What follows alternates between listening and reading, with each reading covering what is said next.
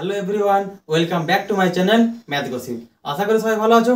দেখো, আগের দিন আমরা কি পড়েছিলাম যে prime number, composite number, even number আর অড নাম্বার। আর আজকে আমরা কি পড়বো? রেশনাল নাম্বার, ইরেশনাল নাম্বার আর রিয়েল নাম্বার। আচ্ছা, চলে আসা যাক প্রথমে আমাদের রেশনাল নাম্বারে, অর্থাৎ কি মূলত সংখ্যায়। আচ্ছা, মূলত সংখ্যা থেকে বলবো আমরা। দেখো, যেসব সংখ্যাকে আমরা পি বাই কিউ আকারে প্রকাশ করতে পারি তাদেরকে আমরা কি বলবো? Rational number. আর অবশ্যই মনে রাখবে কিউ নট ইকুয়াল টু 0, মানে কিউ শূন্য হওয়া চলবে না। আর পি ও কিউ দুটি কি পূর্ণ সংখ্যা।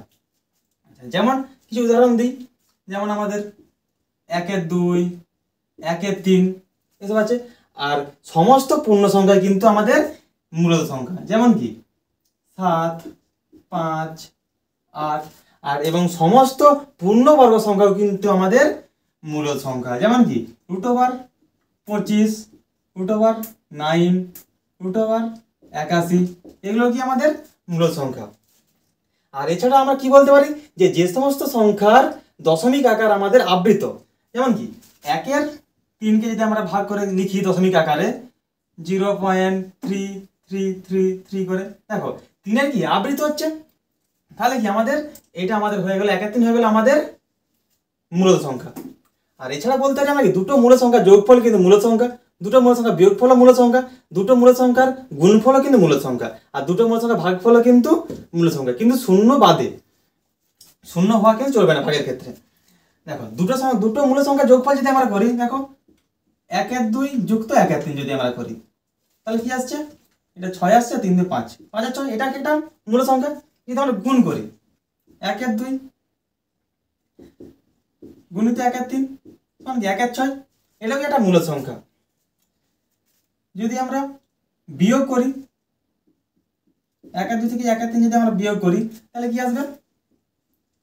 একে তো 1-6 আসছে, এটাও কি আমাদের মূল সংখ্যা।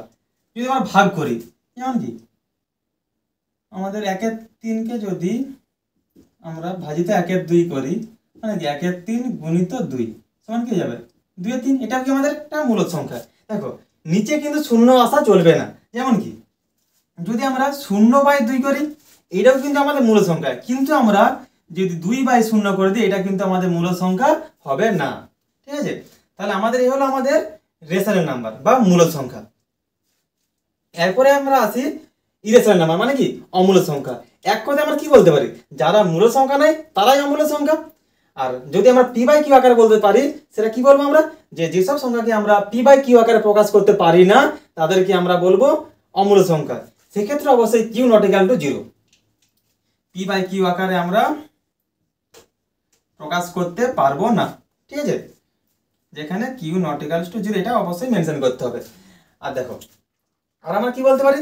যে সমস্ত সংখ্যার দশমিক আকার যদি আমাদের অনাবৃত হয়, মানে কি দেখো অনাবৃত মানে কি, দেখো 1.2121121112 চলতে থাকবে, রিপিট হচ্ছে কি? এখানে হচ্ছে না।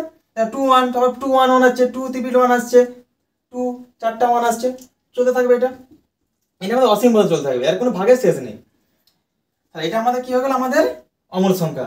তাছাড়া একটা বেস্ট এক্সাম্পল আছে অমূল সংখ্যা, সেটা হলো আমাদের পাই। আর মোটেও ভেবো না যে পায়ের মান 22/7, এটা কিন্তু আমাদের পায়ের অ্যাকুরেট ভ্যালু নয়, এটা পায়ের অ্যাকুরেট ভ্যালু নয়। তাছাড়া আছে ই, তাছাড়া আমরা করতে পারি √3, √5, 4√5 করতে পারি। এগুলো আমাদের অমূল সংখ্যা হচ্ছে। দেখো, অমূল সংখ্যা তাহলে আমরা কি বললাম? যে সমস্ত সংখ্যাকে পি বাই কিউ আকারে প্রকাশ করা যাবে না। আর তাছাড়া আমরা কি বলতে পারি? যে সমস্ত সংখ্যার দশমিক আকার আমাদের অনাবৃত এবং অসীম, তাদেরকে আমরা বলবো মূলদ সংখ্যা। আর একটা জিনিস মাথায় রাখবে যে দুটি মূল সংখ্যার মাঝে কিন্তু অসংখ্য মূল সংখ্যা থাকে, আর দুটি অমূল সংখ্যার মাঝখানে কিন্তু অসংখ্য মূলদ এবং অমূল সংখ্যা পাওয়া যায়। ঠিক আছে, এবার আসছি আমরা রিয়েল নাম্বার অর্থাৎ বাস্তব সংখ্যায়।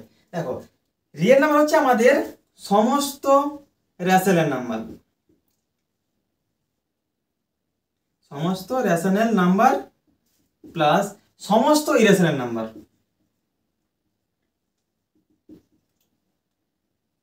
মিলিয়ে আমাদের হচ্ছে রিয়েল নাম্বার। দেখো সমস্ত রেশনাল নাম্বার মানে কি, যেমন 1 এর 2 1 এর 3 7 5 8 সব হচ্ছে যেগুলো আছে।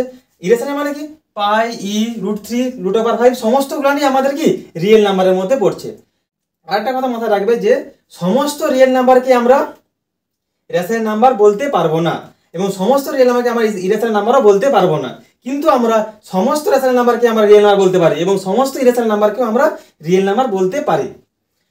যে আমরা বলেছি যে রেশনাল নাম্বারের আমাদের গুণ যোগ ভাগ সব কি হয়, আমাদের বিয়োগ সমস্ত সব আমাদের কি হয়, যে রেশনাল নাম্বার হয়।